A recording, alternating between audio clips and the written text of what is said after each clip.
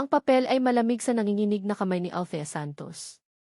Ngunit ang mga salitang nakasulat dito, na tila ba sinunog sa papel gamit ang pulang tinta, ay nag-aalab na parang apoy. Final notice eviction. 2 beses na niyang binasa. 3 beses. 4. Ngunit hindi nagbabago ang laman. Tila kinukutya siya ng bawat letra. Mayroon silang 30 araw para lisanin ang bahay na tinirhan nila mula pa noong bata siya. Ang barong-barong na kinalakihan niya na siyang tanging mundong alam ng kanyang mga kapatid. Isang malamig na takot ang gumapang mula sa kanyang tiyan paakyat sa kanyang dibdib. Nanikip ito na parang may isang kamay na humihigpit sa kanyang puso. Narinig niya ang mahinang paghikbi mula sa kusina. Hindi niya kailangang lumingon para malaman na iyon ang kanyang ina, si Aling Nena, na pilit tinatago ang pag-iyak sa likod ng lumang pader na nagsisilbing hati sa kanilang maliit na sala at kusina. Sa isang sulok, sa sahig na semento, ang dalawa niyang nakababatang kapatid, si Bunso, 6 na taong gulang, at si Totoy, 9, ay masayang naglalaro ng tansan. Wala silang kamalay-malay sa bombang sumabog sa kanilang munting tahanan. Ang kanilang mga tawa ay parang maliliit na patalim na tumutusok sa puso ni Thea. Paano niya sasabihin sa kanila na sa susunod na buwan, baka wala na silang bubong na masisilungan? Paano niya haharapin ang mga mata nilang puno ng tanong, na puno ng tiwala sa kanya, sa kanilang ate Thea na laging may solusyon sa lahat ng bagay? Ngayon, wala siyang solusyon. Wala siyang maibibigay na pag-asa. Pakiramdam niya ay isa siyang malaking kabiguan. Ang kinikita niya sa paglalabada ay sapat lang para sa pagkain sa araw-araw at sa gamot ng kanyang ina. Ang utang na naiwan ng kanilang yumaong ama sa may-ari ng lupa ay isang halimaw na matagal na nilang tinatakbuhan at ngayon nahuli na sila nito. Napayuko si Thea at ipinikit ang kanyang mga mata. Diyos ko, tulungan niyo po kami, halos pabulong niyang dasal. Tila ba may nakarinig sa kanyang panalangin, ngunit hindi anghel ang ipinadala sa kanya. Isang ingay ng makina na hindi pamilyar sa kanilang eskinita ang pumukaw sa atensyon ng lahat. Ang mga kapitbahay na nagsitsismisan sa labas ay biglang nanahimik. Sumilit si Thea sa maliit na siwang sa kanilang dingding na yero. Isang itim at makintab na kotse, na mas mahaba pa yata sa 3 tricycle na pinagdugtong-dugtong, ang huminto sa tapat mismo ng kanilang bahay. Mula sa kotse ay bumaba ang isang lalaking nakaunipormeng puti, binuksan nito ang pinto sa likuran. Dahan-dahang lumabas ang isang babae. Matangkad ito at balingkinitan, nakasuot ng isang simpleng itim na bestida na mukhang mas mahal pa sa kabuuang halaga ng kanilang bahay. Nakaayos ang buhok nito na walang kahit isang hiblang naliligaw, at ang mukha'y kalmado, ngunit may dalang otoridad na hindi maipaliwanag. Tumingin ito sa paligid, sa mga nagkalat na basura at sa mga barong-barong, na may ekspresyong hindi mo malaman kung pandidiri ba o awa. Pagkatapos ay tumingin ito ng diretso sa kanilang bahay. Sa kanilang pinto. Biglang bumilis ang tibok ng puso ni Thea. Sino ito? Anong kailangan niya sa kanila? Ilang sandali pa, may kumatok sa kanilang pinto. 3 magagalang ngunit matatag na katok. Nagkatinginan sila ng kanyang ina.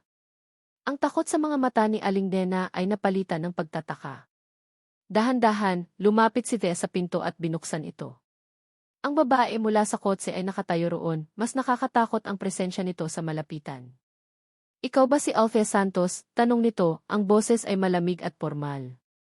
Oo po, nauutal na sagot ni Thea. Ako si Doña Elara de Villa, pagpapakilala nito. Hindi nito inilahad ang kamay. Tiningnan lang siya nito mula ulo hanggang paa, na para bang sinusuri ang isang bagay na bibilhin. Maaari ba tayong mag-usap sa loob?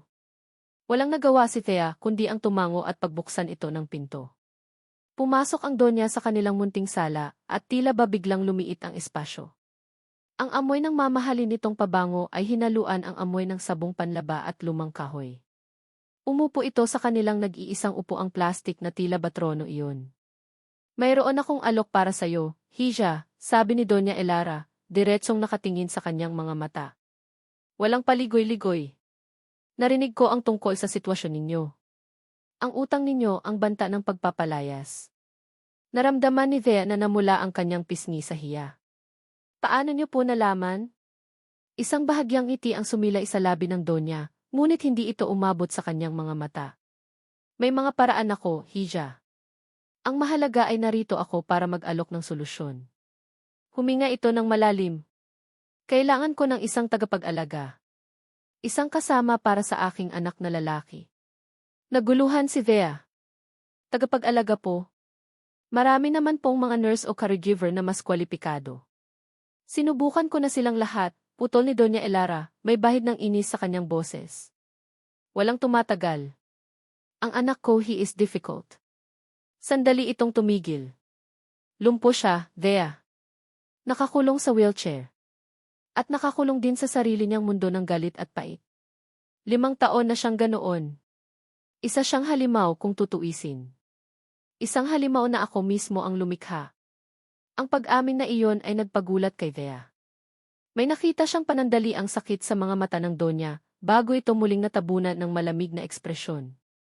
Ang kailangan niya ay hindi isang nurse. Kailangan niya ng isang taong hindi susuko sa kanya.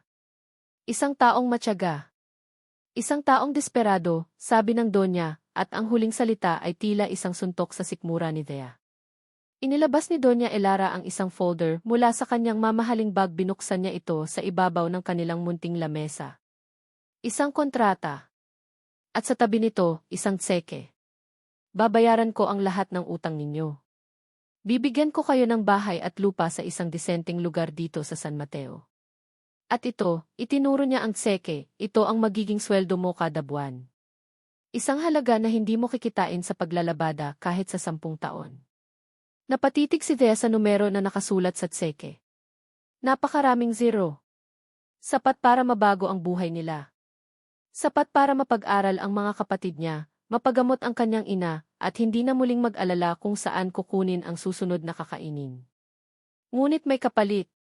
Isang malaking kapalit. Ano po ang kailangan kong gawin? Tanong ni Thea, ang boses ay nanginginig. Simple lang, sagot ni Doña Elara. Pasayahin mo ang anak ko. Ibalik mo siya sa amin. Ibalik mo siya sa mundo. Gawin mo ang lahat para bumalik ang ngiti sa kanyang mga labi. Tumingin ito sa kanya ng diretsyo. Kahit anong paraan ang gamitin mo. Naramdaman ni Thea ang panunuyo ng kanyang lalamunan. Isa itong alok mula sa demonyo. Isang kasunduan na hindi niya lubos na maintindihan ang mga panganib. Ang mag-alaga sa isang taong lumpo at galit sa mundo. Isang halimaw, ayon na rin sa sarili nitong ina. Ngunit pagkatapos ay tumingin siya sa kanyang ina, na tahimik na nakatayo sa isang sulok, may mga luhang namumuo sa mga mata. Tumingin siya sa kanyang mga kapatid, na ngayon ay tumigil sa paglalaro at nakatingin sa kanya ng may pagtataka. Sila ang kanyang mundo. Sila ang kanyang lahat. At para sa kanila, haharapin niya kahit ang impyerno. Kinuha niya ang ballpen na inabot sa kanya ng Donya. Nanginginig ang kanyang kamay habang nilalagdaan ang pangalan niya sa ilalim ng kontrata. Bawat kurba ng kanyang pangalan ay tila isang pagbebenta ng kanyang kaluluwa. Nang matapos siya, kinuha ni Doña Elara ang kontrata at tumayo. May kasiyahan sa kanyang mukha. Mag-impact ka na.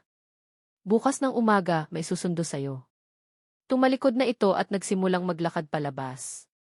Ngunit bago ito tuluyang lumabas ng pinto, huminto ito at lumingon muli kay Thea. Isang huling salita na nagpatindig ng lahat ng balahibo sa kanyang katawan. Mula ngayon, ang kaluluwa mo ay pag-aari ng mga Devilla. Huwag mo akong bibigin. At pagkatapos ay umalis na ito, iniwan si Thea na nakatayo sa gitna ng kanilang sala, hawak ang isang tseke na nangangako ng kaligtasan, ngunit may dala ring bigat ng isang hindi pa nakikitang kadena.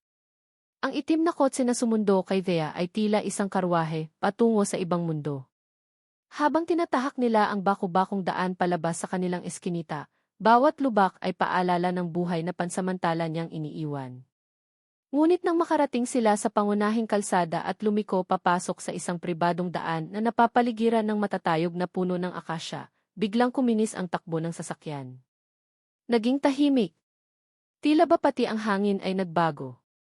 Sa dulo ng daan ay bumungad sa kanya ang isang malaking bakal na tarangkahan, may nakaukit na letrang T.E. sa gitna. Kusang bumukas ito na walang ingay, na parang isang bibig na handa siyang lamunin.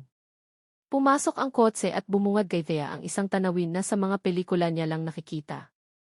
Isang malawak na hardin na perpekto ang pagkakaalaga. Isang fountain sa gitna na may mga anghel na gawa sa bato. At sa dulo ng mahabang driveway ang mansyon. Hindi ito bahay. Isa itong palasyo. Gawa sa bato at matitigas na kahoy, may malalaking bintana at balkonahe. Mukha itong isang lumang simbahan sa sobrang laki at ganda, isang monumento ng yaman at kapangyarihan na hindi niya akalaing umiiral sa kanilang probinsya. Huminto ang kotse sa tapat ng isang malaking pinto na gawa sa kahoy. Agad itong binuksan ng dalawang unipormadong gwardiya. Bumaba si Thea, dala ang kanyang luma at nag-iisang bag, at pakiramdam niya iisa siyang langgam na napadpad sa pugad ng mga higante.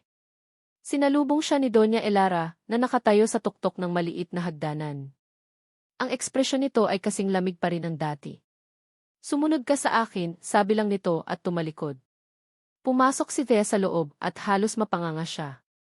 Ang sahig ay gawa sa marmol na sobrang kintab, kaya mong makita ang refleksyon ng mga dambuhalang chandelier na nakasabit sa napakataas na kisam. May mga painting sa pader na mukhang mas mahal pa sa buhay niya. At ang katahimikan nakakabingi.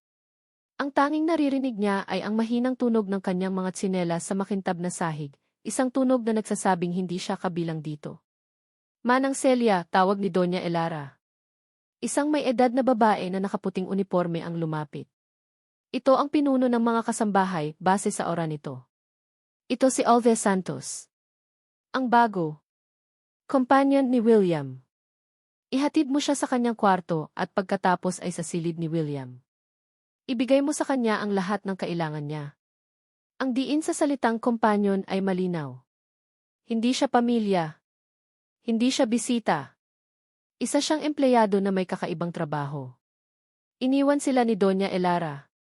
Naiwan si Thea kasama si Manang Celia na tiningnan siya mula ulo hanggang paa. May awa sa mga mata nito.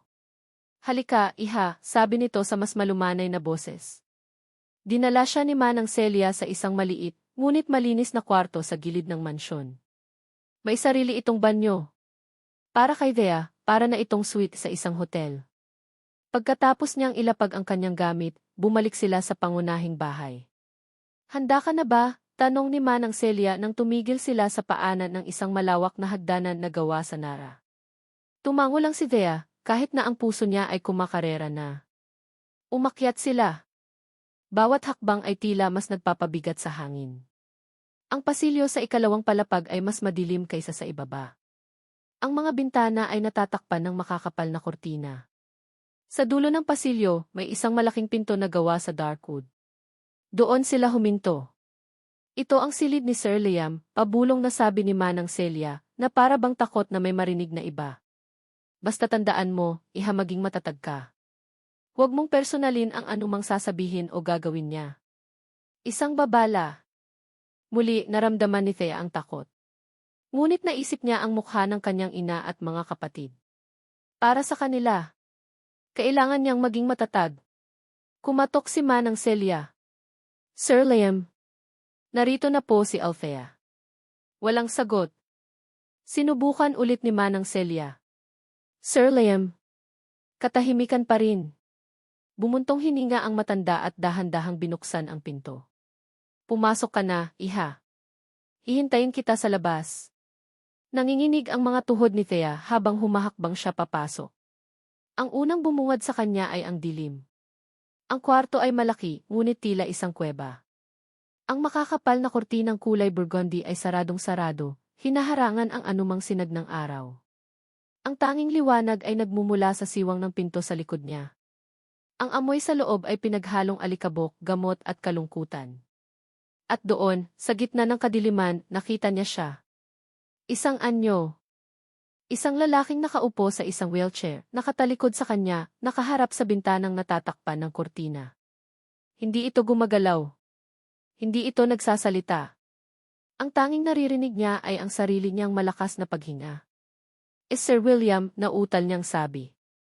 Ang kanyang boses ay tila napakaliit sa loob ng malaking silid. Wala pa ring kibo.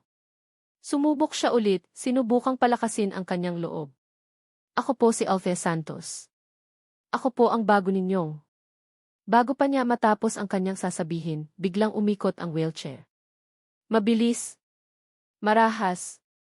At sa wakas, nakita niya ang mukha ng halimaw. Hindi ito mukhang halimaw.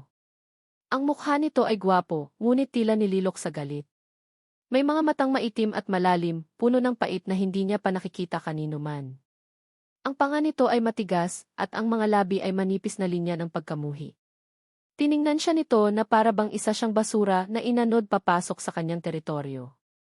Ang tingin na iyon ay mas masakit pa sa sampal. Napaurong si Thea. Nawala ang lahat ng inihanda niyang sasabihin. Isa ka pa, sabi nito, ang boses ay magaspang at puno ng lason. Isa ka pang aso na ipinadala ng nanay ko para kutyain ako. Magkano ang bayad niya sa'yo? Sapat ba para tiisin ang impyernong ito? Hindi makasagot si Thea. Hindi ko kailangan ng tagapag-alaga. Hindi ko kailangan ng awa. At lalong hindi kita kailangan, sabi nito, ang bawat salita ay mabigat at puno ng pagbabanta. Gusto ko lang po sanang Sinubukan ni Thea na magsalita. Gusto mong ano, sigaw nito at biglang gumalaw ang kamay nito. Mabilis nitong dinampot ang isang baso ng tubig sa mesang katabi niya. Sa isang iglap, ibinato nito ang baso, hindi sa kanya, kundi sa pader na katabi lang niya. Isang malakas na pagkabasag ang umalinggaw sa silid. Napapikit si Thea sa takot, naramdaman niya ang pagtalsik ng ilang patak ng tubig sa kanyang braso. Nang imulat niya ang kanyang mga mata, nakita niya ang mga nagkalat na piraso ng bubog na kumikinang sa sahig, ilang pulgada lang mula sa kanyang mga paa. Umalis, Eze. Ang sigaw nito ay hindi sigaw ng tao. Ito ay isang atungal. Isang atungal ng isang hayop na sugatan at galit. Umalingaw ito sa buong silid, tumago sa kanyang mga buto. Nakatayo lang si Thea, hindi makagalaw. Ang puso niya ay dumadagundong sa kanyang dibdib na parang gustong kumawala. Nakatingin siya sa mga basag na bubog sa sahig, at pagkatapos ay sa lalaking nasa wheelchair, na ngayon ay humihingal sa galit, ang mga mata ay nag-aapoy. Pumasok si Manang Celia sa silid, ang mukha ay puno ng pag-aalala. Diyos ko, Sir Liam. Ngunit hindi siya pinansin ni Liam. Ang mga mata nito ay nakatutok pa rin kay Thea, puno ng purong pagkamuhi. Paano ako magtatagal dito? Tanong ni Thea sa kanyang sarili. Paano ako mabubuhay sa tabi ng isang halimaw, kung sa unang araw pa lang, pakiramdam niya ay gusto na siya nitong patayin? Ang mga basag na bubog sa sahig ay tila mga bituin sa madilim na sahig, kumikinang sa liwanag na nagmumula sa pasilyo. Bawat piraso ay isang testamento sa galit na sumalubong kay Thea. Si Manang Celia ang unang kumilos, dahan-dahan siyang inakay palabas ng silid na iyon na parang isang libingan. Hayaan mo na muna siya, iha. Ganyan talaga siya kapag may bagong dumarating, mahinang sabi ng matanda nang maisara nila ang pinto. Ako na ang magliligpit ng kalat. Iniwan si Thea ni Manang Celia sa pasilyo, nakatayo at nakatulala sa malaking pinto na gawa sa kahoy. Sa likod niyon ay ang halimaw. Ang lalaking kailangan niyang ipasayahin. Paano? Paano niya gagawin iyon kung ang presensya pa lang niya ay sapat na para ito magwala? Ngunit habang nararamdaman niya ang panginginig sa kanyang mga tuhod, isang imahe ang pumasok sa kanyang isip, ang mukha ng kanyang ina na umiiyak, ang mga kapatid niyang naglalaro ng tansan. Ang papel na may nakasulat na i-final notice eviction. Hindi. Hindi siya pwedeng sumuko. Hindi pa. Hindi sa unang araw. Kinabukasan, bumalik siya. Dala ang bagong determinasyon, kumatok siya sa pinto ng silid ni Liam. Walang sagot. Dahan-dahan niyang pinihit ang seradura at pumasok. Naroon pa rin ito, sa parehong pwesto, nakaupo sa kanyang wheelchair at nakaharap sa bintana, isang madilim na anino sa gitna ng kadiliman. Ang unang napansin ni Thea ay ang dilim. Ang kwarto ay malaki ngunit masikip dahil sa kakulangan ng liwanag. Pakiramdam niya ay hindi na nadadaanan ng hangin o sikat ng araw ang lugar na iyon sa loob ng 5 taon. Ito ang una niyang misyon. Magandang umaga po, Sir Liam, sabi niya sa pinakakalmadong boses na kaya niya. Isang ungol lang ang isinagot nito, isang tunog ng pagkainis. Hindi niya ito pinansin. Lumakad siya papunta sa bintana. Ang kanyang mga kamay ay nanginginig habang inaabot ang makapal na lubid ng kurtina. Magbubukas lang po ako ng bintana para makapasok ang sariwang hangin. Huwag mong gawin yan, utos nito, ang boses ay mababa at puno ng pagbabanta. Ngunit sa pagkakataong ito, hindi siya tumigil. Hinila niya ang lubid. Dahan-dahan, gumalaw ang makapal na telang burgundy. Isang siwang ng liwanag ang pumasok na parang isang kutsilyo na humiwa sa kadiliman. Pagkatapos ay isa pa, hanggang sa ang sinag ng araw sa umaga ay bumuhos sa loob ng silid, inilalantad ang lahat ng alikabok at kalungkutan na itinatago ng dilim. Napapikit si Liam, itinaas ang isang kamay para takpan ang kanyang mga mata na parang isang bampira na nasilayan ng araw. Sinabi kong huwag, umalingaw ang sigaw nito, mas malakas, mas puno ng galit kaysa kahapon. Parang isang nasugatang hayop. Isara mo iyan. Ngayon din. Napaurong si Thea, ngunit hindi niya binitawan ang lubid. Kailangan niyo po ng araw, sir. Hindi po maganda na laging nasa dilim. Ano ang alam mo sa kailangan ko? Sigaw nito pabalik. Umalis ka sa kwarto ko. Sa takot na baka may ibato na naman ito, dahan-dahan niyang isinara ang kurtina, ngunit hindi niya ito isinarang lahat. Nag-iwan siya ng maliit na siwang, sapat lang para magbigay ng kaunting liwanag. Tumalikod siya at mabilis na lumabas ng silid, habol ang kanyang hininga. Unang pagsubok, bigo. Kinahapunan, sinubukan niya ulit. Nalaman niya mula kay Manang Celia na halos hindi na ito kumakain ng matino. Laging tinapay o kung ano lang ang madaling makuha. Kaya't nagpasya siyang ipagluto ito ng isang bagay na simple, isang bagay na pamilyar. Isang mainit na sopas, tulad ng ginagawa ng kanyang ina kapag may sakit sila. Maingat niyang inilagay ang mangkok ng sopas at isang basong tubig sa isang tray. Dinala niya ito pabalik sa kuweba.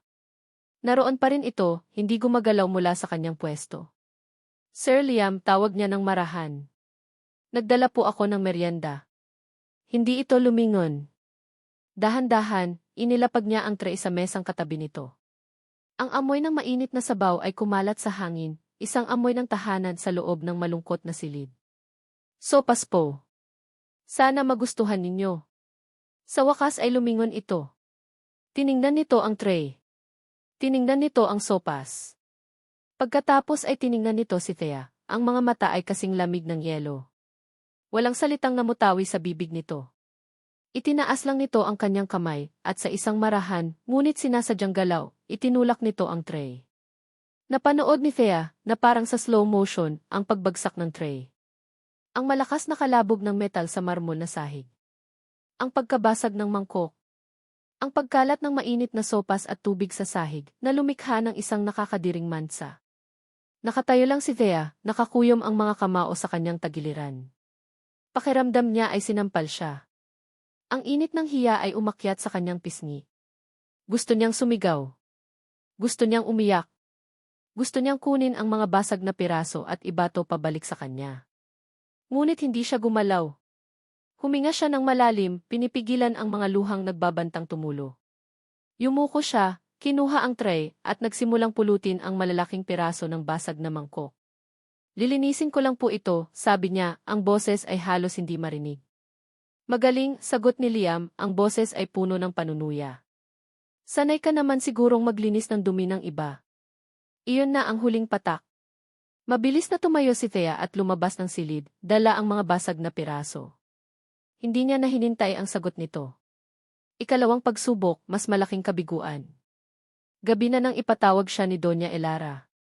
Sa malawak na opisina nito, kung saan ang mga libro sa bookshelf ay mukhang hindi pa nabubuklat, nakaupo ang Donya sa likod ng kanyang malaking lamesa na gawa sa mahogany. Ang tanging ilaw ay nagmumula sa isang desk lamp na nagbibigay anino sa mukha nito at nagpapatingkad sa lamig ng kanyang mga mata. Kumusta ang ikalawang araw mo, Hisha? Tanong nito, kahit na alam na nito ang sagot. Ang mga balita sa mansyon ay mabilis kumalat. Okay lang po, Doña Elara, pagsisinungaling ni Thea.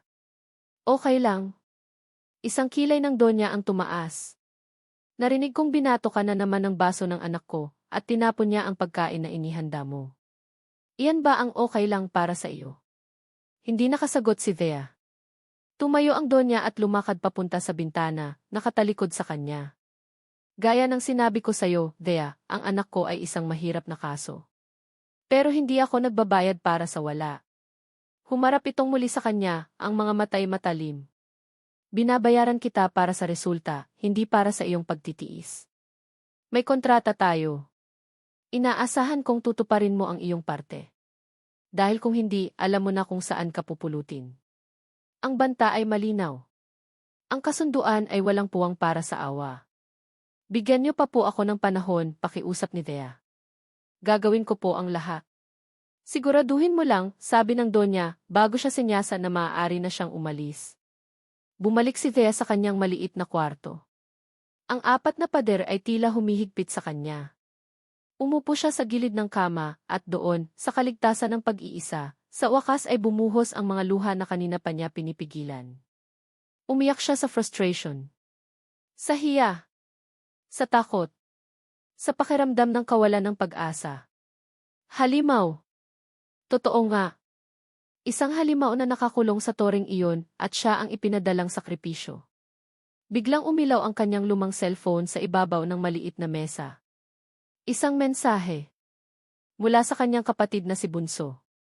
At Thea, kamusta ka na po dyan? Miss ka na namin. Napatitig si Thea sa mensahe. Ang mga simpleng salita ay tila isang yakap at isang sampal ng sabay. Pinunasan niya ang kanyang mga luha gamit ang likod ng kanyang kamay. Huminga siya ng malalim, pinapakalma ang kanyang sarili. Itinipa niya ang kanyang sagot, ang mga daliri nanginginig pa rin. Okay lang ang lahat dito, Bunso. Huwag kayong mag-alala. Mahal na mahal kayo ni ate. Pinindot niya ang send. Isang kasinungalingan. Isang pangako. Isang pader na itinatayo niya sa paligid ng sarili niyang puso, para lang maprotektahan ang sa kanila. At habang nakatitig siya sa madilim na screen, alam niyang babalik siya bukas. At sa susunod na araw. At sa susunod pa. Hanggat kaya niya. Dahil ang pagsuko ay hindi isang pagpipilian. Galit. Ito ang unang bagay na nararamdaman ni Liam sa kanyang paggising. At ito rin ang huli bago siya dalawin ng mga bangungot sa gabi. Ang galit ay isang pamilyar na kumot, mabigat at mainit, na bumabalot sa kanya sa loob ng 5 taon. Galit sa kanyang ina dahil sa walang sawang pagpapadala ng mga estranghero para ayusin siya. Galit sa mundo para sa patuloy na pag-ikot kahit na ang sa kanya ay matagal nang huminto. At higit sa lahat, galit sa kanyang sarili. Ang babaeng iyon, si Althea, ay isa na namang instrumento ng pagpapahirap mula sa kanyang ina. 2 araw pa lang ito rito. Ngunit ang presensya nito ay parang isang batong ipinukpok sa payapang tubig ng kanyang miserableng mundo. Ang kapangahasan nitong buksan ang kurtina, ang pang-iinsulto nitong mag-alok ng pagkain na para bang kaya nitong pawiin ang pait sa kanyang kaluluwa. Ngayong umaga, hinihintay niya ito. Inihahanda na niya ang kanyang sarili para sa panibagong laban. Anong pakulo na naman kaya ang gagawin nito? Bubuksan na naman ba ang bintana? Magdadala na naman ba ng kung anong pagkain? Handa na ang mga salitang ibabato niya, matutulis at puno ng lason, para itaboy ito palayo. Dumating nga ito. Narinig niya ang mahinang katok, pagkatapos ay ang pagbukas ng pinto. Ngunit sa pagkakataong ito, may kakaiba. Pumasok ito, ngunit hindi lumapit sa kanya. Hindi ito nagtangkang buksan ang bintana o magsalita sa kanya. Dumiretso ito sa isang sulok ng silid, malapit sa bintana, kung saan may isang lumang silyang hindi na nagagamit. Umupo ito roon. Sa dilim, halos anino lang ito. At pagkatapos, nagsimula itong magsalita. Hindi sa kanya. Tila sa sarili nito lang. Hay, Bunso, nagsimula ito, ang boses ay mahina at malambing, isang tunog na hindi nababagay sa kuweba niyang iyon. Ang kulit mo talaga. Sabi na kasing huwag mong iuwi yung kuliglig na nahuli mo sa bukid. Ayan tuloy, hindi makatulog si Mama kagabi sa ingay. Napangisi si Liam. Ano na namang drama ito? Pagpapapansin? Nagbingi-bingihan siya, itinuon ang kanyang atensyon sa pamilyar na mga bitak sa pader. Ngunit nagpatuloy ang boses. Pero tuwang-tuwa ka, no? Ipinagmalaki mo pa sa buong eskinita. At Dea, may alaga na ako, sigaw mo. Para kang nakahuli ng dragon kung makasigaw. Ang dumi-dumi mo pa noon, puro putik ang mukha at damit mo. Isang imahe ang biglang pumasok sa isip ni Liam, hindi niya inaasahan at hindi niya mapigilan. Isang maliit na batang lalaki, nakangiti ng pagkalaki-laki, hawak ang isang maliit na kuliglig sa kanyang maruming kamay. Ang imahe ay malinaw. Ang sinag ng araw sa buhok ng bata. Ang tuwa sa mga mata nito. Agad niya itong iwinaksi. Inisip niya ang aksidente. Ang tunog ng nababasag na salamin, ang sigaw ang huling mukha ni Clara. Ito ang mga imaheng dapat nasa isip niya. Ito ang parusa niya. Sabi ni Totoy, inggit na inggit daw siya. Kaya bukas, maghahanap din daw siya ng sarili niyang kuliglig. Patuloy ni Thea, may maliit na tawa sa kanyang boses. Nako, 2 kuliglig na ang ingay sa bahay. Baka palayasin na kami ni Aling Nena. Muli, hindi mapigilan ni Liam. Nakita niya sa isip niya ang isa pang batang lalaki, mas matanda ng kaunti, na nakasimangot sa inggit. Narinig niya ang ingay ng 2 kuliglig. Naramdaman niya ang init ng simpleng buhay sa isang maliit na barong-barong, isang buhay na hindi niya kailanman naranasan. 5 taon. Sa loob ng 5 taon, ang tanging mga imahe na paulit-ulit na naglalaro sa kanyang isipan ay ang mga huling sandali ng aksidente. Ngayon, ang babaeng ito, sa loob lamang ng ilang minuto, ay nagawa nitong magtanim ng ibang mga larawan. Mga larawang hindi niya gusto. Mga larawang hindi niya dapat isipin. Naiinis siya. Naiinis siya dahil sa pagpasok nito sa kanyang isipan ng walang pahintulot. Alam mo ba, nagpatuloy ang babae, ang boses ay tila lumungkot ng kaunti, paborito ni Mama lutuin yung sinigang na hipon. Yung maraming kangkong at labanos. Kahit pagod siya galing sa pagtitinda, basta iyon ang hilingin namin, gagawin niya. Sabi niya, yun daw ang pampasaya na ulam. Sinigang na hipon. Biglang may kumurot sa alaala ni Liam. Ang amoy ng kumukulong sabaw na maasim. Ang itsura ng mga hipon na kulay kahel. Ang init nito sa kanyang lalamunan sa isang maulang hapon. Paborito niya rin iyon. Dati. Noong bago ang lahat. Bigla niyang naramdaman ang pamilyar na asim kilig sa kanyang dila, kahit alaala lang. Napalunok siya nang hindi sinasadya. Isang maliit, hindi voluntaryong galaw. Isang pagtataksil ng sarili niyang katawan. Nagalit siya sa sarili niya. Nagalit siya kay Thea. Nagalit siya dahil sa isang simpleng ulam, nagawa nitong gisingin ang isang parte niya na matagal na niyang pinapatay. Hindi na siya muling nagsalita. Tumahimik na rin si Thea. Ang katahimikan ay bumalik, ngunit iba na ito. Kanina lang, ang katahimikan ay isang kaibigan, isang kakampi sa kanyang pagdurusa. Ngayon, ito ay isang malawak na espasyo na pinupuno ng mga imahe ng mga batang naglalaro at ng amoy ng sinigang na hipon. Ang katahimikan ay naging mabigat. Nakakainis. Ilang minuto pa, narinig niya ang paggalaw ng upuan. Tumayo na ito. Narinig niya ang mga yapak nito papalayo, pagkatapos ay ang pagbukas at pagsara ng pinto. Naiwan siyang mag-isa. Ang silid ay bumalik sa dati nitong kadiliman at katahimikan. Ngunit may nagbago. Hindi na ito ang kanyang ligtas na lugar. Tumingin si Liam sa sulok kung saan ito nakaupo kanina. Ang lumang silya, na sa loob ng 5 taon ay isang walang buhay na muebles lang, ngayon ay may kahulugan. Isa itong paalala ng boses na iyon ng mga kwentong hindi niya dapat narinig. Nakatitig siya sa silyang iyon, ang panga ay nanatiling matigas, ang mga mata ay puno pa rin ng galit. Ngunit sa ilalim ng galit na iyon, isang bagong damdamin ang nagsisimulang sumibol. Isang bagay na hindi niya naramdaman sa loob ng napakatagal na panahon. Isang bagay na kinamumuhian niya dahil hindi niya ito makontrol. Pag-uusisa. Nagbago ang takbo ng mga araw sa Hacienda de Villa. Ang dating digmaan sa pagitan ni Thea at Liam ay napalitan ng isang tahimik at maingat na tigil putukan.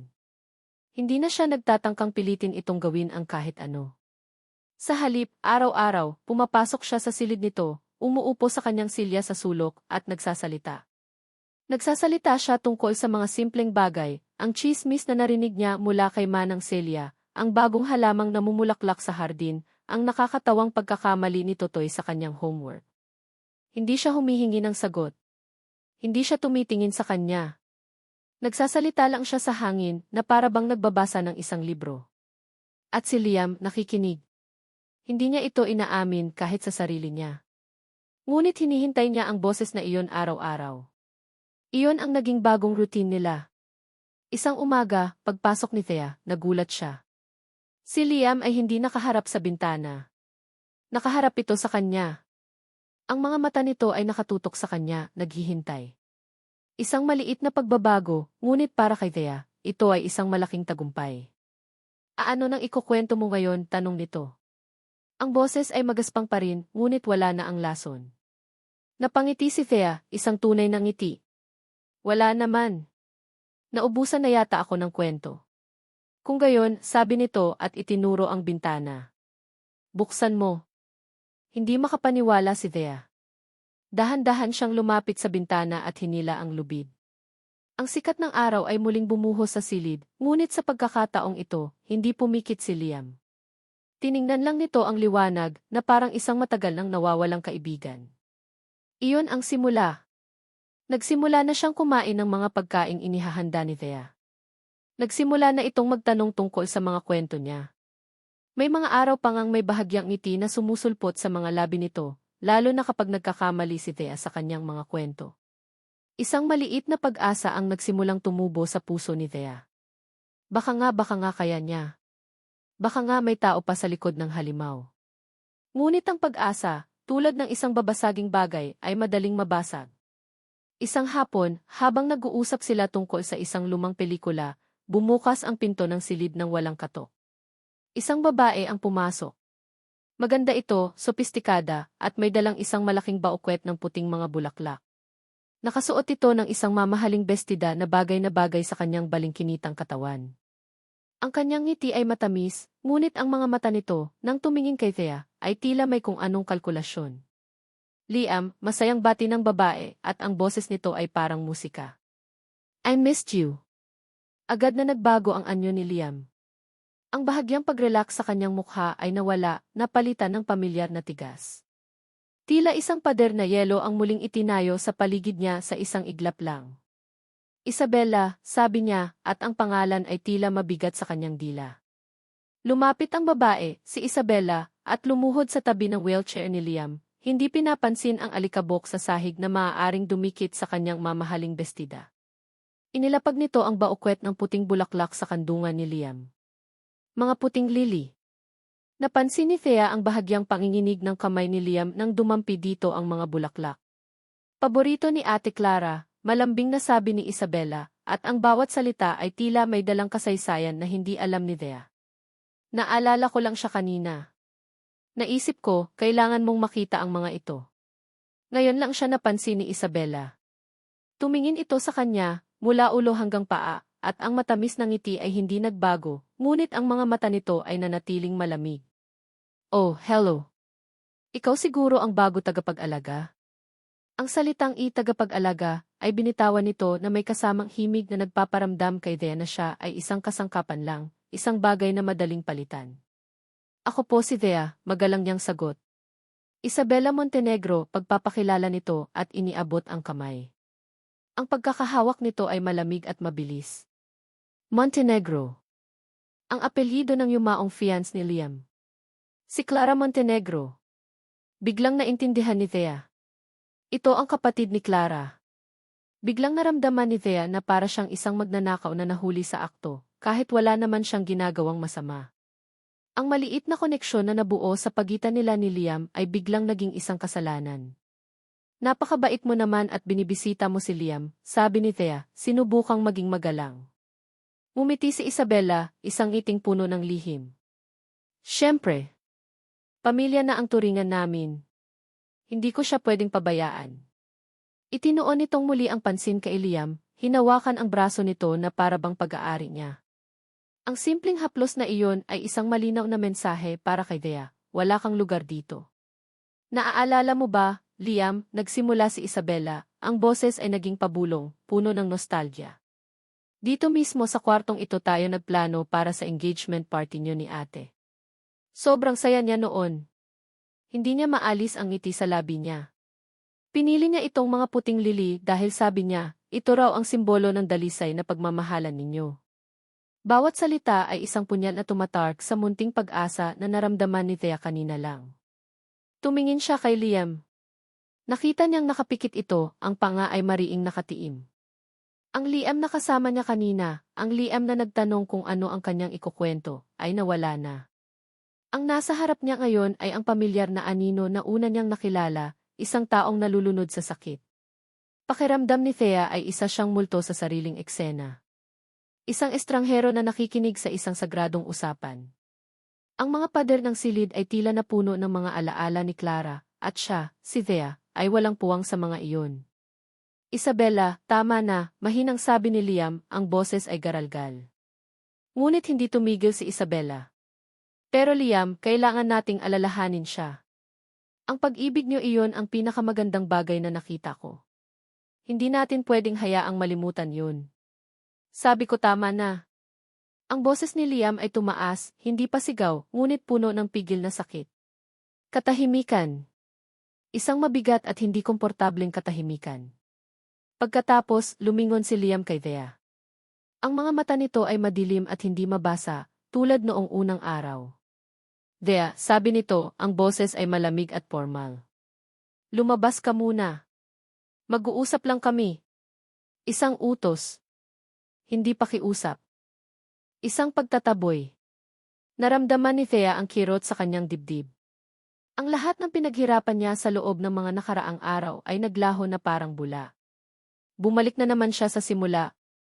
Isa na naman siyang estranghero. Sige po, sabi niya, at mabilis na tumalikod, hindi na makatingin sa kanilang dalawa.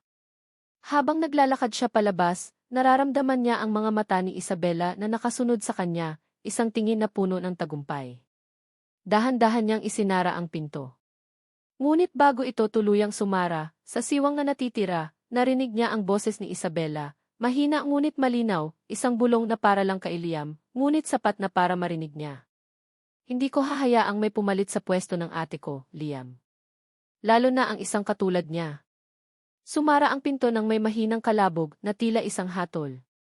Naiwan si Thea sa madilim na pasilyo, nakatayo, at dinaramdam ang bigat ng mga salitang iyon. Ang anino ni Clara ay hindi lang isang alaala. Ito ay may bantay. At ang bantay na iyon ay gagawin ang lahat para manatili siyang isang anino. Ang amoy ng mga puting lili ay nanatili sa silid, kahit na matagal nang umalis si Isabella. Isang matamis ngunit nakakasakal na amoy. Amoy ng nakaraan. Amoy ng kasinungalingan. Amoy ng libingan. Nakaupo lang si Liam sa kanyang wheelchair, nakatitig sa kawalan. Ang munting pag-asa na naramdaman niya sa mga nakaraang araw ay parang isang ibon na binaril mula sa himpapawid. Bumagsak ito at ang natira na lang ay ang pamilyar na bigat sa kanyang dibdib. Bumalik na naman siya sa simula. O mas malala pa. Dahil ngayon, natikman na niya ang isang bagay na iba sa galit at pait. Natikman niya ang katahimikan na hindi nakakabingi, ang liwanag na hindi nakakasilaw. At ang pagkawala nito ngayon ay mas masakit pa kaysa sa hindi pagkaroon nito kailanman.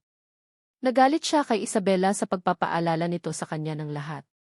Ngunit mas nagalit siya kay Thea. Nagalit siya dahil hinayaan nitong pasukin ang kanyang mundo. Hinayaan nitong magkaroon ng siwang ang kanyang mga pader. At sa siwang na iyon pumasok ang sakit. Gabi na. Ang buong mansyon ay tahimik. Ang mga kasambahay ay nasa kani-kanilang mga kwarto na. Si Manang Celia ay nagpaalam na kanina, nag-aalok na tulungan siyang lumipat sa kama. Tinanggihan niya ito. Gusto niyang mapag-isa. Gusto niyang lunurin ang sarili sa kadiliman at katahimikang ito, para maalala niya kung sino talaga siya, isang lumpo. Isang walang silbi. Oras na para matulog. Ang simpleng gawain ng paglipat mula sa wheelchair patungo sa kama ay isang pang-araw-araw na laban. Isang paalala ng kanyang kahinaan. Ngayong gabi, ang laban na iyon ay may kasamang pride. Hindi siya tatawag ng tulong. Hindi niya kailangan ng tulong. Lalo na hindi ang tulong niya. Gagawin niya itong mag-isa. Inilapit niya ang wheelchair sa gilid ng kama, siniguradong nakalock ang mga preno. Huminga siya ng malalim, pinapakiramdaman ang kanyang mga binti, 2 piraso ng walang buhay na laman na pabigat lang sa kanya. Inilipat niya ang kanyang bigat sa kanyang mga braso, ang mga kalamnan ay nanakit sa pag-igting. Ginamit niya ang lahat ng kanyang lakas para itulak ang kanyang sarili pataas. Nasa kalagitnaan na siya ng paglipat, ang katawan niya ay nakasabit sa pagitan ng upuan at ng kama, nang mangyari ito. Isang matalim na kidlat ng sakit ang biglang kumalat mula sa kanyang likod pababa sa kanyang kanang hita. Isang marahas, hindi makontrol na pangingisay. Nawala ang lahat ng lakas sa kanyang mga braso. Ang kanyang mga daliri ay bumitaw sa gilid ng kama. Ang mundo ay biglang umikot. Naramdaman niya ang pagkawala ng balanse, ang sandali ng walang timbang na hangin, at pagkatapos ang malakas na kalabog ng kanyang katawan sa malamig na sahig na marmol. Af! Isang ungol ng sakit at frustrasyon ang kumawala sa kanyang mga labi. Ang sakit ng pagbagsak ay pangalawa lamang sa sakit ng kahihiyan na agad na bumalot sa kanya. Nakahiga siya roon, isang gusot na anyo sa sahig, ang kanyang mga walang silbing binti ay nasa isang hindi natural na posisyon. Ang matinding pulikat sa kanyang hita ay nagpapatuloy, isang parusa sa kanyang kapangahasan. Sinubukan niyang gumalaw, sinubukang bumangon, ngunit ang bawat paggalaw ay nagpapadala ng panibagong alon ng sakit. Wala siyang magawa. Isa siyang pagong na nakabaligtad. Ganap na walang kapangyarihan. At doon, sa rurok ng kanyang pagiging miserable, bumukas ang pinto. Hindi niya kailangang lumingon para malaman kung sino iyon. Ang mahinang liwanag mula sa pasilyo ay gumuhit ng isang pamilyar na anino sa sahig. Huwag siya. Kahit sino, huwag lang siya. Sir Liam. Ang boses ni Thea ay puno ng pag-aalala. Narinig niya ang mabilis nitong mga yapak papalapit. Huwag kang lalapit, sigaw niya, ang boses ay puno ng galit na pilit tinatago ang kahihiyan. Lumabas ka. Ngunit hindi ito nakinig. Sa isang iglap, nakaluhod na ito sa tabi niya. Inaasahan niyang sisigaw ito para tumawag ng tulong. Inaasahan niyang makikita niya ang takot o pandidiri sa mukha nito. Inaasahan niya ang awa, ang nakakasukang awa na ibinibigay sa kanya ng lahat. Ngunit wala sa mga iyon ang nakita niya. Walang bakas ng gulat o takot sa mukha ni Thea. Ang mga mata nito ay nakatuon sa kanyang nangingisay na binti, puno ng konsentrasyon. Pulikat lang po yan, sir, sabi nito, ang boses ay kalmado at tiyak.